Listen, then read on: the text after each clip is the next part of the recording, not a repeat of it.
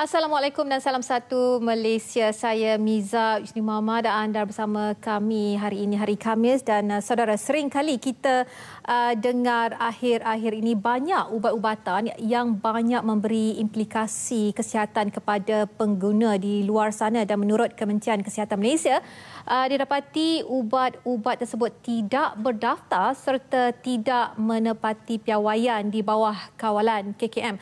Dan bersama kami di studio ketika ini ialah Tuan Haji Muhammad Hatta Ahmad selaku pengarah kuatkuasa farmasi KKM dan juga Encik Mazlan Ismail selaku timbalan pengarah kuatkuasa farmasi KKM bagi membicarakan serta berkongsi maklumat mengenai isu ini.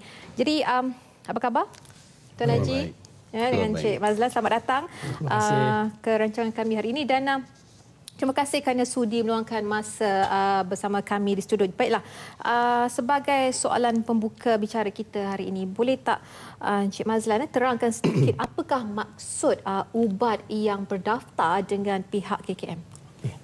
Jadi di negara kita, di Malaysia ni, sebelum ubat-ubat dipasarkan, dia mestilah didaftarkan dengan pihak Kementerian Kesihatan Malaysia lah. So ubat-ubat yang kita daftarkan, kita pastikan bahawa ubat-ubat ni adalah selamat, berkualiti dan berkesan sebagaimana yang kita kehendaki lah. So semasa proses pendaftaran melalui pihak berkuasa Kuala Dadah, so setelah diluluskan akan diberikan nombor MAL. MAL dan juga mesti ada label hologram pada kotak produk. Jadi produk-produk ubat ni dia ada kategori dia lah. Okey, kategori satunya adalah ubat kawalan. Kita akan bagi MAL, nombor 8 angka dan ujungnya ada A. Ini yang dikawal, yang boleh diprescribe ataupun dispenkan oleh pihak doktor dan juga farmasis lah. Okey, yang keduanya adalah ubat bukan racun atau kita panggil ubat OTC. Jadi yang ni kita akan bagi ke ujungnya ada X, MAL, nombor X. Yang ni ubat-ubat ni boleh dijual lah di pasar raya, di kedai-kedai biasa selain daripada kedai farmasi lah. Dan yang seterusnya adalah ubat tradisional.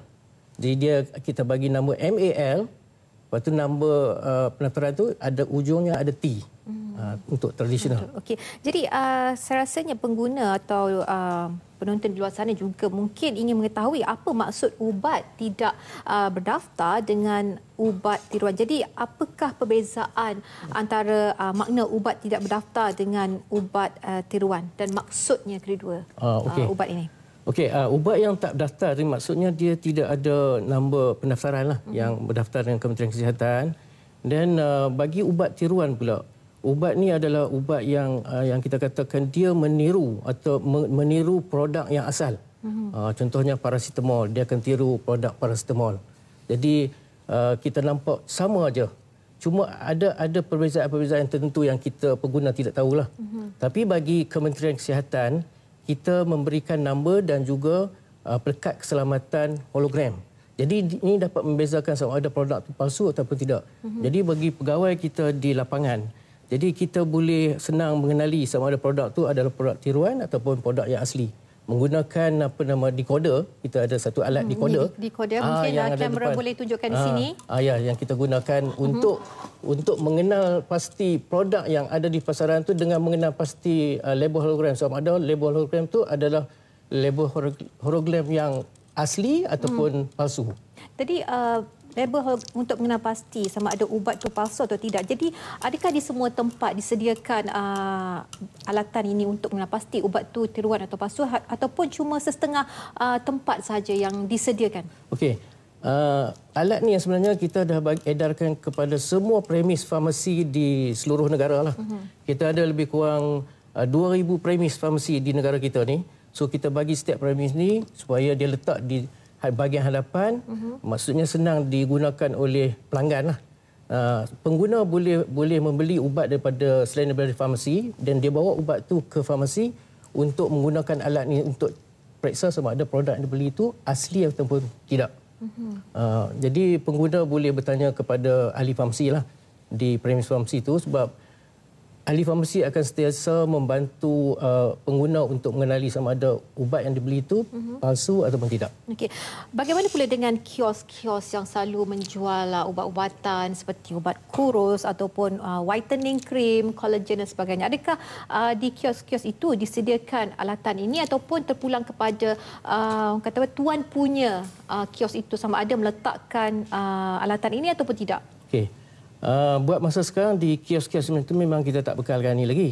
Tapi kalau dekat Kuala Lumpur, kita dah bekalkan di kedai-kedai ubat sekitar Coket dengan peralatan ini supaya mereka boleh mengenal pasti produk yang dia orang terima untuk dijual kepada pengguna sama ada produk yang tulen ataupun tidak. So kita dah bagi penggeta latihan lah. Kita bagi ceramah dan latihan untuk cara mana untuk mengenali produk yang dijual sama ada palsu ataupun tidak dengan menggunakan alat ini. Okey. Jadi alat ini adakah perlu dibayar ataupun diberi percuma oleh pihak kementerian? Pada masa sekarang memang kita bagi percuma lah. Kita dalam program kita memang kita pemberian secara percuma. Jadi kita punya program selanjutnya adalah untuk memberi kepada setiap peruncit yang ada terlibat dalam penjualan ubat, kedai-kedai tradisional dan juga peruncit yang menjual ubat-ubatan lah. Tapi pada masa sekarang ni kita dah bagi pada semua pembekal. Dia panggil wholesaler lah, wholesaler ubat. Kita dah bekalkan alat ni. Okey. Jadi beralih kepada Tuan Haji Hatta pula ya. Okey, apa risiko yang bakal dihadapi oleh pengguna jika membeli ubat-ubatan atau produk kesihatan secara online? Sebab sekarang ni kalau kita lihat di laman sosial melihat banyak sangat penjualan ubat kuat, whitening cream dengan ubat kurus dan sebagainya. Jadi secara orang kata apa, secara daripada pihak tuan sendiri, risiko yang bakal dihadapi oleh pengguna-pengguna ini tanpa melihat ataupun memastikan sama ada produk itu diluluskan ataupun tidak. Ya, okey. Pengguna seharusnya mengetahui bahawa produk-produk kesihatan, lebih lagi kalau melibatkan ubat-ubatan, ialah satu kategori produk yang memerlukan pengetahuan dan maklumat yang secukupnya sebelum kita boleh menggunakan produk tersebut dan mencapai matlamat ataupun hasrat untuk kita mengapa kita nak guna ubat itu. Dan dalam kebanyakan hal bila pembelian di internet ni, masalahnya ialah kualiti maklumat yang diberikan itu tidak ada pihak yang verify, tidak ada siapa yang mengesahkan adakah maklumat itu maklumat yang benar, adakah maklumat yang wajar. Dan kebanyakan kalinya hanyalah war-war, sembang-sembang laman sosial dan kadang-kadang menggunakan testimoni individu tertentu yang kita tak tahu kesahihannya. Oleh sebab itu, kebanyakan kalinya kita dapati pengguna-pengguna yang membeli di internet ni dia terpengaruh dengan promosi. Promosi itu yang kita katakan maklumat yang tidak berkualiti dan kalau salah membeli, dia mungkin bukan saja mendapat faedah daripada apa yang dibelinya, malah mungkin menambah masalah. Dan kalau pula produk-produk itu adalah produk-produk import dari luar negara, yang ubat yang tidak berdaftar, yang tidak ada pihak yang mengesahkan kualitinya, jadi kemungkinan dia akan membeli produk-produk yang dicampur dengan bahan-bahan yang membahayakan kesihatan. Produk-produk yang menggunakan bahan-bahan yang boleh memudaratkan organ-organ dalaman dia. Dan yang ketiganya pula, kalau produk yang tidak berdaftar pula diimport dari luar negara juga, risikonya ialah nanti bila sampai di pintu masuk dan benda dapat dikesan oleh petugas-petugas kita di pintu masuk, produk itu akan dirampas. Jadi pembeli akan mendapat kerugian di situ. Sebab kita memang rampas kalau ubat-ubat diimport dalam kuantiti yang banyak, yang ubat-ubat tidak berdaftar, di pintu-pintu masuk kita dapat mengesan, kita akan rampas, ada rampasan kekal dan tidak ada ganti rugi untuk pembeli-pembeli yang terlibat. Jadi inilah risiko-risiko yang perlu diketahui oleh pengguna. Jadi kita nasihatkan sebaik-baiknya jangan membeli ubat daripada internet, bekas itu bukan caranya untuk membeli ubat. Okay. Sebab seperti kan kalau seperti Tuan Haji kata tadi, testimoni daripada pengguna-pengguna boleh dikatakan amat orang kata menarik yang boleh merangsangkan kita untuk membeli ubat-ubatan tersebut. Jadi sebagai contoh, saya ni seorang rakan mengambil sejenis ubat kurus ataupun ubat itu pun telah dilarang oleh pihak kementerian, iaitu Figure Up. Dan saya dapati bahawa waktu beliau menggunakan ubat tersebut memang terdapat kesan makin kurus. Tetapi selepas tu bila kata selepas berhenti mengambil ubat berkenaan, dia punya selera makan tu bertambah. Jadi adakah itu menyebab itu orang kata menunjukkan ubat itu dilarang oleh pihak kesihatan ataupun bagaimana? Ya, kebanyakan ubat-ubat mengurus yang sebenarnya dia tidak dimasakkan sebagai ubat, kebanyakan sebagai suplemen ataupun makanan kesihatan. Istilah-istilah yang mengelirukan digunakan oleh mereka-mereka yang mengambil kesempatan menjual produk-produk ini untuk mengambil keuntungan. Dan apa yang bahayanya ialah dia dalam tuntutannya mereka seolah-olah menggambarkan bahawa produk itu terdiri daripada kandungannya terdiri daripada bahan-bahan asli, bahan-bahan natural, herbal dan sebagainya. Tetapi dalam banyak kes seperti yang Miza cakap tadi, yang makan berkesan, selepas makan dapat satu kesan yang buruk dan sebagainya. Bila produk itu kita ambil di pasaran dan kita analisa, dia mengandungi bahan-bahan campur yang tak benar, kan kita pakai beracun, racun berjadual. Dalam kes ubat mengurus badan, selalunya sibutramine. Sibutramine ini satu kimia aktif pharmaceutical yang sebenarnya telah diharamkan dalam produk-produk ubatan hampir di seluruh dunia. Okey. Jadi Tuan Haji, sekarang ni di visual kita ada lihat contoh-contoh ubat-ubatan yang dilarang ataupun telah dikatakan telah bercampur dengan bahan beracun. Mungkin Tuan Haji ataupun Encik Mazlan boleh huraikan sedikit ubat-ubatan ini. Ya. Ialah, kalau kita lihat ada beberapa kategori ubat situ. Satu, ubat yang menguruskan badan. Yang menguruskan badan itu biasanya seperti yang tadi mengandungi sibutramine. Satu bahan aktif pharmaceutical yang bertindak dalam sistem saraf pusat kita, yang akan mensuppress kita punya selera ataupun appetite untuk makan.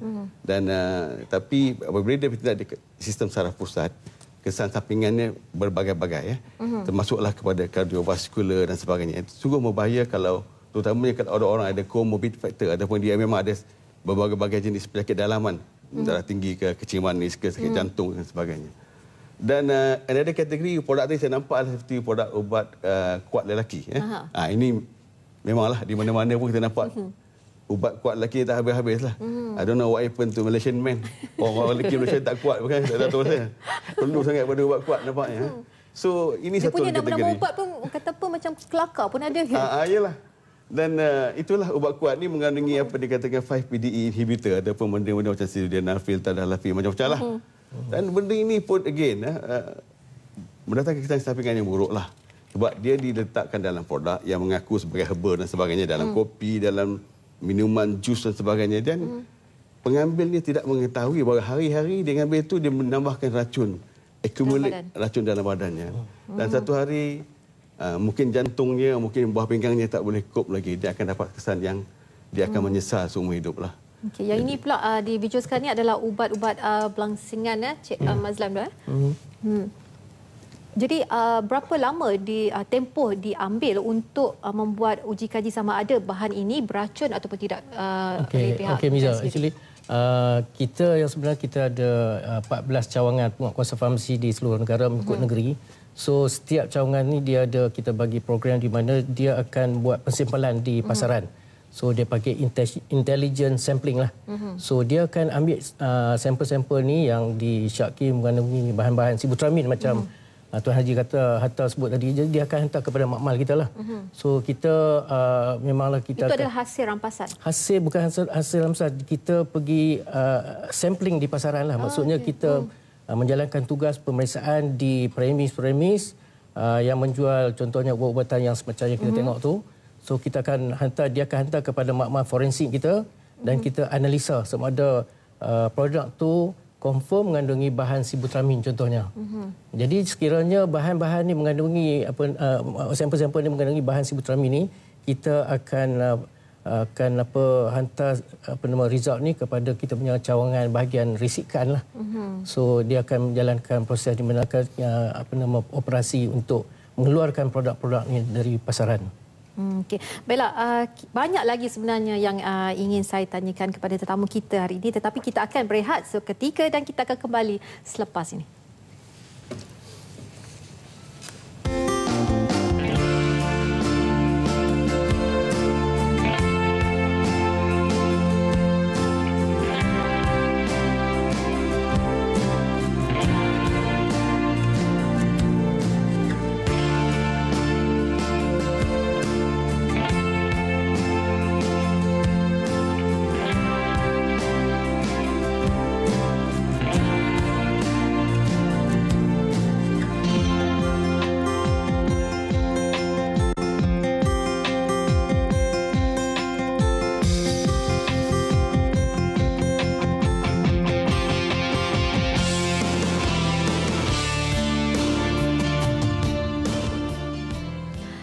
Saudara, ramai pengguna tidak sedar menggunakan ubat tidak berdaftar yang seakan sama dengan ubat asli memudaratkan kesihatan.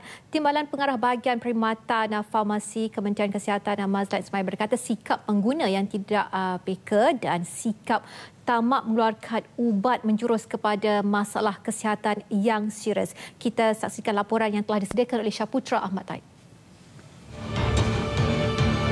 Sikap tamak serta tidak bertanggungjawab di kalangan segelintir masyarakat yang menjual ubat tidak berdaftar, ditambah lagi pemain industri yang tidak peka dengan produk yang diciplak, menyukarkan tindakan diambil. Berdasarkan rampasan hasil serbuan bahagian penguatkuasa farmasi, jenis ubat tidak berdaftar yang popular ialah ubat perangsang seks, ubat menguruskan badan, ubat sakit sendi, ubat mengurangkan lemak, ubat untuk mengawal alahan, gatal-gatal dan ubat selsema serta batuk. Pengguna makan produk makanan yang dia tak sedari bahawa telah dicampur dengan bahan racun dan sepatutnya bahan racun ni diberi oleh doktor atau diprescribe oleh doktor mengikut dosing tertentu.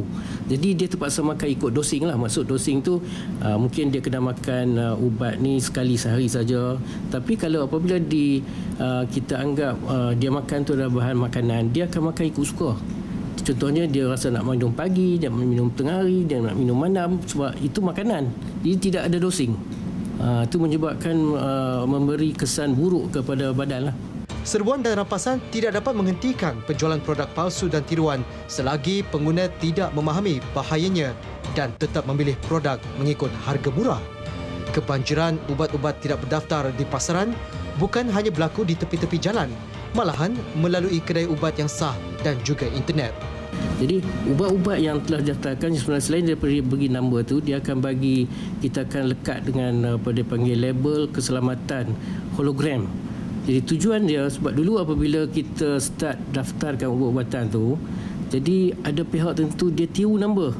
Dia lekat kepada produk yang dia keluarkan produk tiruan, dia tiru nombor, dia lekat pada kotak ubat tiruan itu dan dipasarkan di pasaran. Tapi sekarang ni dengan adanya wajib untuk lekat label keselamatan hologram ni, kita kena pastikan bahawa orang yang hanya ada lesen mengimport ataupun lesen GMP saja yang boleh beli label hologram tu.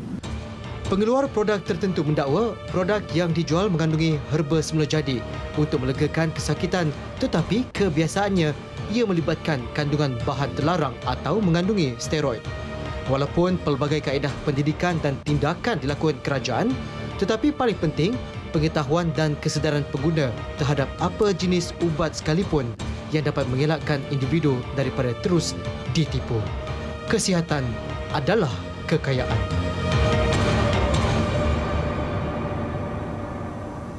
Baiklah, saudara, bertemu kembali dan anda masih bersama saya membincangkan mengenai ubat tiruan dan bercakap tentang ubat-ubatan haram yang banyak memberi implikasi kesihatan kepada pengguna di luar sana. Dan kami masih lagi di studio ialah Tuan Haji Muhammad Hatta Ahmad selaku Pengarah Kuatkuasa Farmasi KKM dan juga Encik Mazlan Ismail selaku Timbalan Pengarah Kuatkuasa Farmasi KKM bagi membincangkan serta berkongsi maklumat mengenai isu ini. Baiklah, Tuan Haji dan juga Encik Mazlan, tadi kita ada melihat orang kata apa special report ataupun laporan khas mengenai ubat tiruan. Jadi di sini di tangan saya ini adalah ubat Panadol antifas dan juga Panadol antifas. Satu packing lama dan satu lagi packing yang baru. Jadi dua-dua tu tiruan. Dua-dua ni amat mengejutkan adalah tiruan.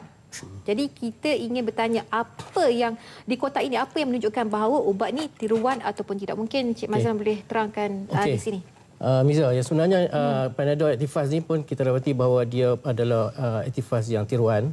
Jadi atas inisiatif GSK ataupun pengeluar ni, dia telah menukarkan daripada kotak yang lama ni kepada kotak yang baru.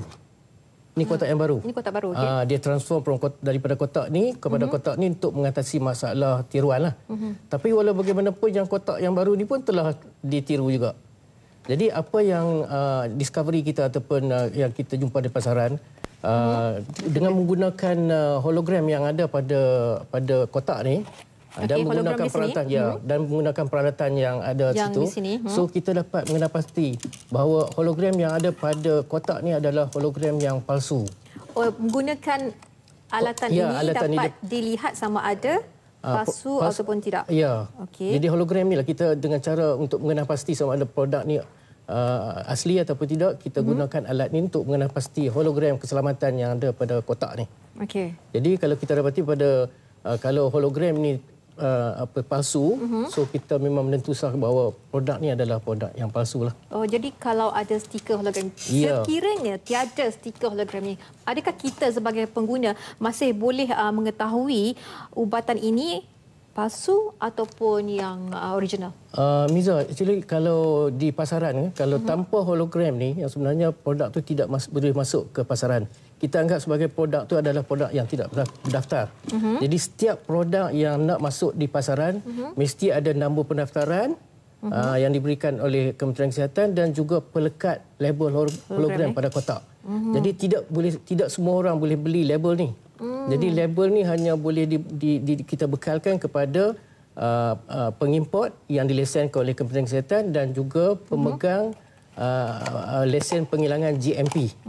Jadi selain daripada itu memang tidak ada orang yang boleh beli label keselamatan hologram ni. Okey, tadi Cik Mazlan ada menyebut bahawa kita boleh memeriksa sama ada bahan itu tiruan atau tidak melalui hologram. Jadi bagaimana kalau kita di kedai kita beli macam ni saja. Jadi dari sini macam mana kita boleh tahu ubat ini tiruan ataupun yang asal? Okey, yang ni sedikit orang kata masalah jugalah Miza sebenarnya. Jadi pembekal ubat tiruan dia boleh bekalkan saja strip packing ni dan diletakkan dalam kotak mungkin pada kotak yang asal itu mungkin satu kelemahan lah. Tetapi jika sekiranya pembekal dia nak menentu sah pastikan produk dia itu selamat di pasaran, dia boleh beli label hologram dan lekat pada setiap strip packing. Jadi contohnya ada juga pembekal contohnya macam Strepsil ke, dia akan lekatkan pada setiap packaging dia label hologram. Sebab dia tahu dengan menggunakan label hologram ni dia dapat pastikan bahawa produk yang dibekalkan di pasaran ni selamat. Jadi memang agak sukar juga bagi pengguna untuk mengetahui bahawa penjualan ubat-ubatan di farmasi ataupun di kedai-kedai runcit sama ada ubat itu tiruan ataupun asal. Jadi kita lihat di visual sana ada lagi bahan-bahan tiruan ya, Cik Mazlan, seperti Panadol, ada juga Aimo. Jadi macam Aimo tu sendiri, bagaimana kita boleh mengetahui bahawa Aimo itu adalah tiruan? Sama jugalah kita dengan mengenal pasti label hologram. Jadi kalau misalnya kita beli dekat kedua kedai selain daripada kedai farmasi, kita boleh bawa produk tersebut pergi ke kedai farmasi dan guna alat yang telah kita bekalkan di kedai farmasi. Sebab itulah saya rasa kita sekarang ni kita nak galakkan sebab kita letak decoder ni di kedai farmasi supaya dia dapat berjumpa dengan ahli farmasi dan ahli farmasi dapat memberikan maklumat yang tepat mengenai ubat-ubatan yang telah dibelilah. Kalau kita bandingkan dengan seseorang tu beli dekat kedai runcit saja. Sebab kedai runcit ni tidak ada ilmu dari segi ubat-ubatan untuk menerangkan kepada pengguna. Dia hanya menjual kepada pengguna saja. Sebab tu kita galakkan supaya pengguna pergi kedai farmasi, jumpa ahli farmasi dan beli ubat di situ. Okey. Jadi Tuan Haji Atta, tadi kita membincangkan tentang macam ubat-ubatan di sini di kedai runcit, jadi senang penguatkuasaan dapat dijalankan. Tapi bagaimana pula dengan tindakan yang boleh diambil oleh kerajaan khususnya bahagian penguatkuasa farmasi dalam menyekat iklan dan penjualan ubat secara atas talian? Ya, okey. Memang sebab kita tahu trend pemasaran kini banyak menggunakan sistem di atas talian. Jadi kita telah unitkan satu unit khas yang memantau kebanyakan website yang menjual produk-produk di dalam talian, terutama kalau dia menyentuh produk bentuk ubat-ubatan. Dan semua maklumat yang dia letak dipaparkan dalam laman web itu pun kita akan pantau. Dan benda ini kita lakukan secara berterusan dan hasil daripada tindakan kita telah mengeluarkan beratus-ratus surat amaran Mula kita bagi amaran dulu. Tetapi kalau dia tidak mematuhi amaran kita akan ambil tindakan dengan cara kita bekerjasama dengan pihak Suruhanjaya Komunikasi dan Multimedia, SKMM. Sebab kita punya undang-undang tidak ada lagi yang menyentuh terus kepada internet ni. Jadi kita terpaksa bersandar kepada undang-undang dan kuasa yang dimiliki oleh Suruhanjaya Komunikasi dan Multimedia, SKMM. Dan mana-mana kita akan menyenaraikan website-website yang kita dapati ada pelanggaran undang-undang kita. Dan kita kod section mana yang dilanggar. Dan kita beritahu kepada SKM, kita minta SKM untuk betul menutup betul laman web ini. Dan sudah beratus-ratus sampai kita tutup lah pun. Tapi dengan syarat laman web tu memang hosting ni di Malaysia. Masalah kita kadang-kadang laman web ni dia punya host di luar negara. Itu kita ada sikit masalah. Lakukan. Baik, tadi kita ada membincangkan tentang produk kesihatan ataupun ubat kuat dan juga seperti Panadol. Jadi bagaimana pula dengan produk kesihatan yang minuman ataupun jenis orang kata apa makanan tambahan ataupun krim kecantikan tiruan seperti whitening, collagen dan sebagainya. Jadi mungkin Encik Mazlan boleh jelaskan sedikit di sini. Okey. Jadi kalau produk-produk yang dikatakan sebagai produk makanan lah. Sebenarnya produk makanan ni sebenarnya tak perlukan pendaftaran sebenarnya. So kita memang tak kawal lah. Jadi orang yang tidak bertanggungjawab ni dia nak bekalkan juga bahan-bahan racun tu kepada pengguna, so dia masukkan dalam produk makanan. Jadi sebenarnya pengguna ni dia tidak sedar bahawa apa yang dia makan tu sebenarnya kalau produk kesihatan tu dia makan sebenarnya kalau memberi kesan yang begitu cepat kan bila dia makan ada kesan. Dia tak sedar bahawa di dalam tu telah dicampur dengan bahan-bahan racun. Jadi inilah tanggungjawab kita, kita punya concern kita terhadap pengguna ni sebenarnya kita nak memberi kesedaran kepada pengguna. Yang penting kesedaranlah. Sebab kalau pengguna hanya tahu tapi dia tak sedar, jadi dia ada perbezaan antara tahu dengan sedar. Kalau seorang pengguna tu sedar, dia automatik dia memang tahu. Tapi kalau dia tahu, mungkin dia tak sedar. Jadi yang penting kita nak menyedarkan dia. Jadi apabila kita dapat memberi kesedaran kepada pengguna dalam penggunaan produk-produk kesihatan ni, so dia akan lebih berhati-hatilah apabila memilih untuk menggunakan produk kesihatan. Okey. Bagaimana pula dengan minuman kesihatan terlarang? Ada yang di pasaran orang kata tengah top sekarang ni, harum malam dan sebagainya. Jadi pihak kementerian sendiri okey, yang sebenarnya itulah produk-produk tu yang sebenarnya apabila kita buat pemeriksaan atau analisa di makmal forensik kita dapati dia memang mengandungi bahan-bahan terlarang, perangsang seks, umpamanya untuk kekuatan terutamanya untuk kawan lelaki lah.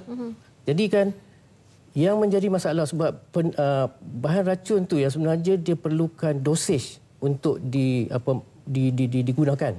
Jadi dia beranggapan adalah produk tu adalah produk makanan atau minuman. So dia boleh ambil bila-bila masa dia suka. Tapi yang sebenarnya dia macam Tuan Haji Hatta kata tadi lah.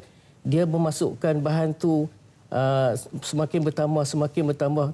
Sebab kita contohnya untuk ubat-ubat tenaga lelaki, dia ada dosing tertentu. Hanya dalam sehari hanya sekali saja contohnya. Tapi ini mungkin dia pagi dia minum, tengah hari dia minum, malam dia minum. Akhir sekali akan boleh menyebabkan dia punya jantung akan mengepam dengan lebih cepat. Akhirnya sekali dia terus boleh menyebabkan kematian yang mengejut. Okey.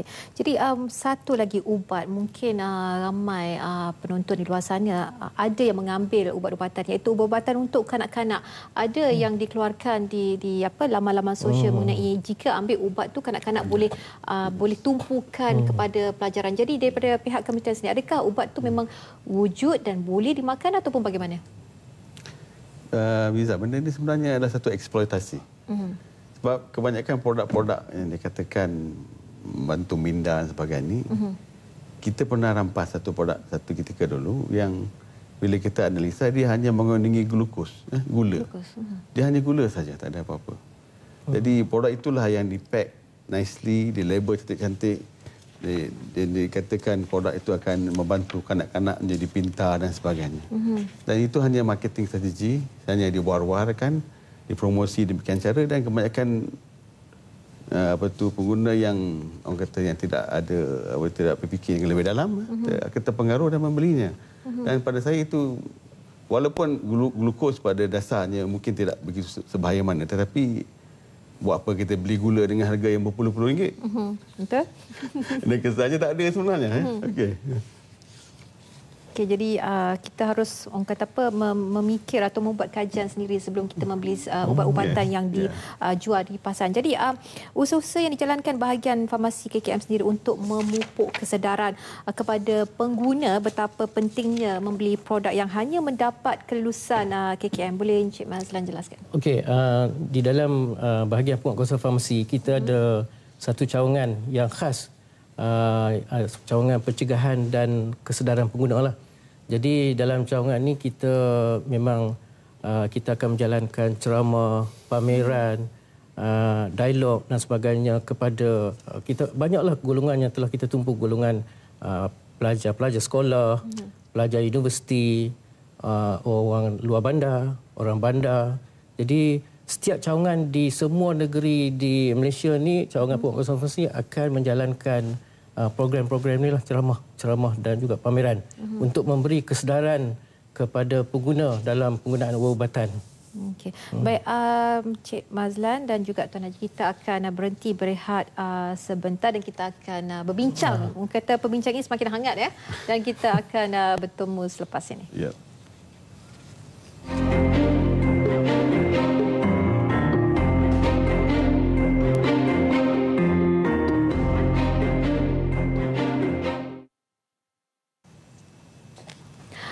Saudara, kalau kita imbau operasi-operasi yang pernah dijalankan, kita akan dapat melihat pelbagai jenama ubat-ubatan yang kebiasaannya tanpa kita sedari kita telah menggunakannya, dan terdapat juga ubat-ubatan yang begitu terkenal dan diguna ramai. Namun jika diteliti, apakah ia mempunyai kepatuhan kepada bahan yang diguna pakai dan adakah keberkesanannya tidak menjejaskan kesihatan dalam masa yang panjang?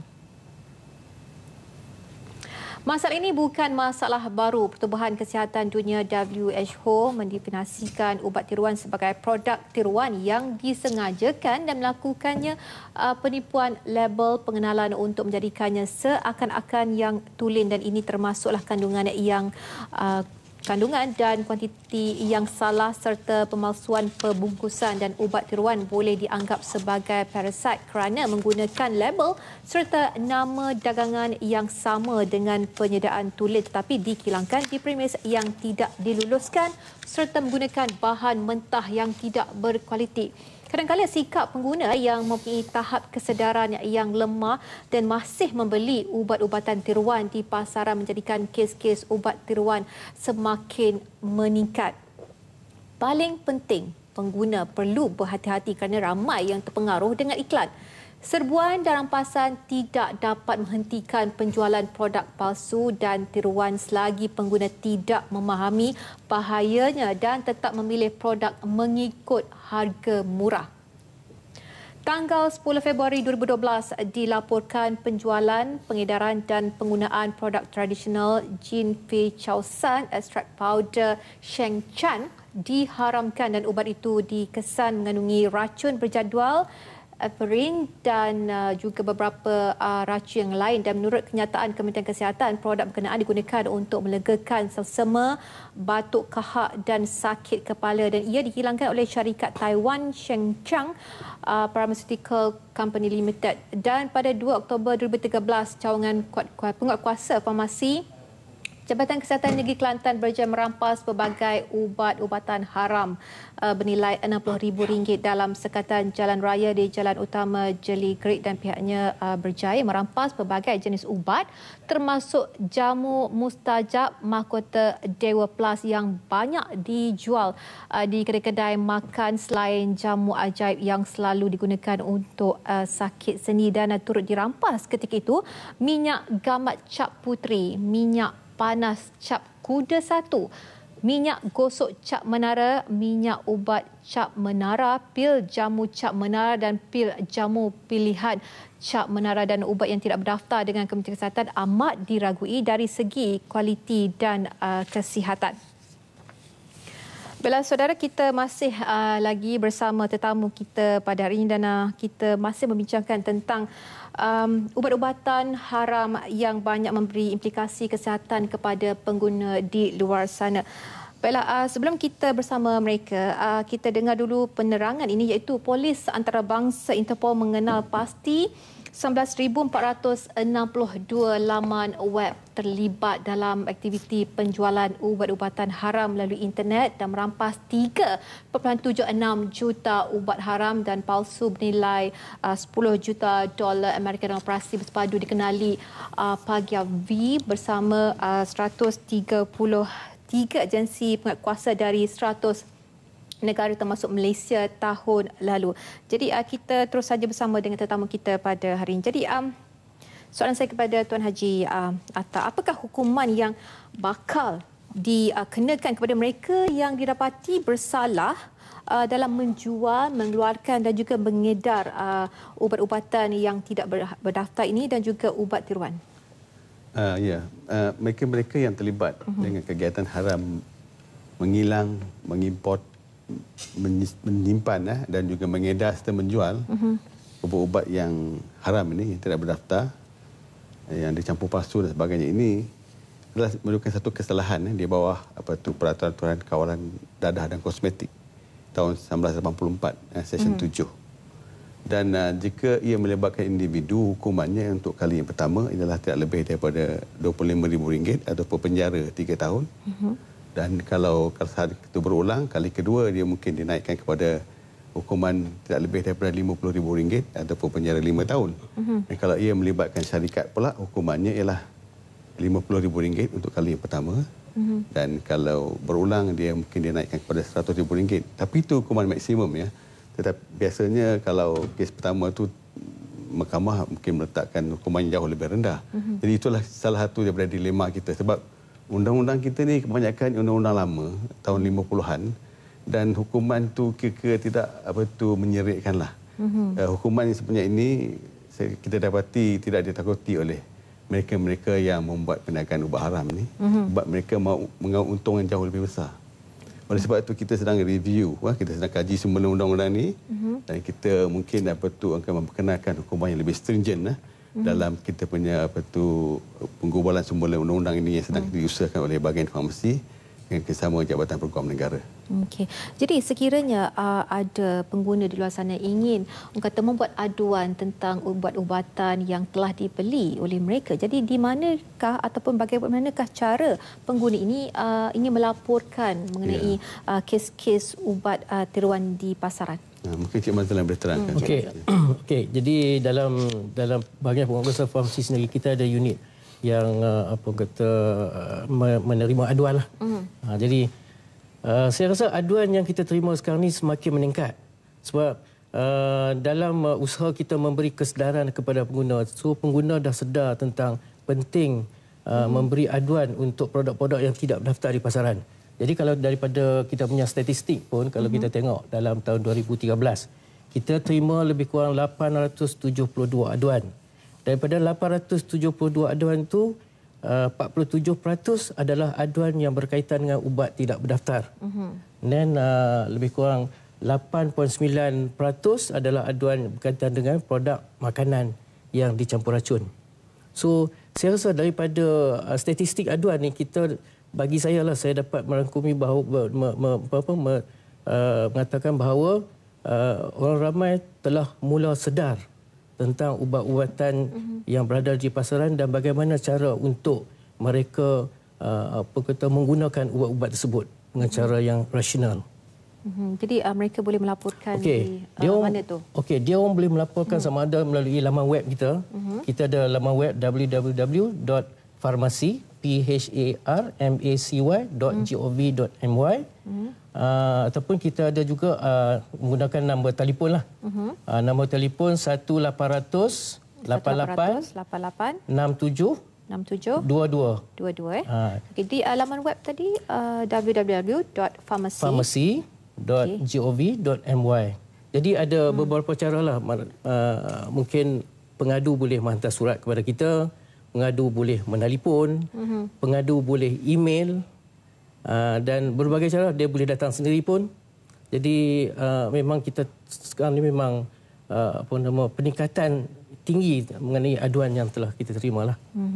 Jadi mungkin sedikit orang kata apa, ingin Tuan Haji ataupun Cik Mazlan ingin menyuarakan kepada pengguna di luar sana sedikit nasihat mungkin daripada pihak KKM sendiri. Okey. Saya minta para pengguna kita di luar sana supaya kita bersikap prihatin terhadap pengambilan ubat-ubat dan suplemen kesihatan demi untuk kebaikan keselamatan diri sendiri. Kita kena perhatikanlah dan ambil maklum nasihat-nasihat yang dikeluarkan oleh pihak berwibawa. Kenyataan akhbar yang kita keluarkan, pamphlet tu, kita beri sikit perhatian. Kita beri penumpuan supaya kita boleh ingat dan memahami mesej-mesej yang kita cuba sampaikan. Yang keduanya, apabila kita nak membeli produk kesihatan, ubat-ubat, OTC ataupun produk-produk suplemen, saya berpendapat ubat-ubat ini kita tidak perlukan dalam keadaan tergesa-gesa. Kita tak perlu ubat suplemen dalam keadaan emergency, mengejut dan sebagainya. Kalau kita sakit serius, tentulah kita akan jumpa doktor. Buat pemeriksaan dulu kan. Tapi untuk ubat suplemen, ni kita banyak masa, kita kena fikir dengan mendalam. Kita buat sikit kajian-kajian ringkas. Website sikit, tembak. Kalau tak pun panggil je lah pegawai farmasi, di hospital ke, di pejabat kita ke, tanya pendapat diorang tentang produk-produk ni, adakah dia selamat, apakah pendapat. Jadi banyak masa untuk kita buat sedikit penyelidikan sebelum kita beli. Jangan tergesa-gesa. Kita take time to understand apa yang kita nak beli. Mungkin sedikit pada Cik Mazlan. Okey, bagi saya masyarakat kita pun mempunyai peranan lah dalam penjagaan kesihatan ni. Jadi kalau boleh kita nak masyarakat kita mengambil berat tentang apa yang dia makan untuk yang dia konsum lah ke dalam badan, dan kalau boleh kita nak dia lapor lah, kita peranan dia lapor dan berikan kita aduan supaya kita dapat menghapuskan, membentras ubat-ubat tak berdaftar di pasaran ni. Dan satu lagi saya nak tambah yang Tuan Haji kata tadi, macam makanan, dia adalah semata-mata makanan, dia bukan untuk pengubatan. So it's just food. So kita kena fikirkan benda tu. Dan satu lagi saya nasihatkan pengguna di luar sana tu, dapatkanlah ubat di premis yang bertauliah. Dapatkan ubat di kedai farmasi, di klinik, jumpa doktor, dan juga di untuk ubat-ubat yang bukan racun ni di pasaraya lah, bukan ubat di jalanan. Jangan beli ubat di jalanan ataupun pasar malam. Okey, baiklah. Terima kasih saya ucapkan kepada tetamu kami hari ini, iaitu Tuan Haji Muhammad Hatta Ahmad, Pengarah Kuasa Farmasi KKM, dan juga Encik Mazlan Ismail, Timbalan Pengarah Kuasa Farmasi KKM, kerana sudi menjelaskan dengan terperinci mengenai isu ini. Terima kasih banyak. Tuan Haji, Encik Mazlan. Dan kita, sekurang-kurangnya kita sebagai penonton dan juga pengguna akan menjadi lebih arif dan tidak terperangkap membeli ubat-ubatan yang tidak mendapat kelulusan Kementerian Kesihatan, dan juga sebelum membeli sesuatu ubat-ubatan kita hendaklah harus membuat sedikit penyelidikan, sebab sekarang ni kalau segala informasi kita melihat saja di laman-laman web dan pasti tertera sama ada ubat itu diluluskan, ubat tiruan ataupun diharamkan oleh KKM. Baiklah saudara, rasanya sampai di sini saja perjumpaan kita pada hari ini. Saya Miza Muhammad. Kita jumpa lagi insya-Allah. Assalamualaikum dan salam satu Malaysia. Assalamualaikum.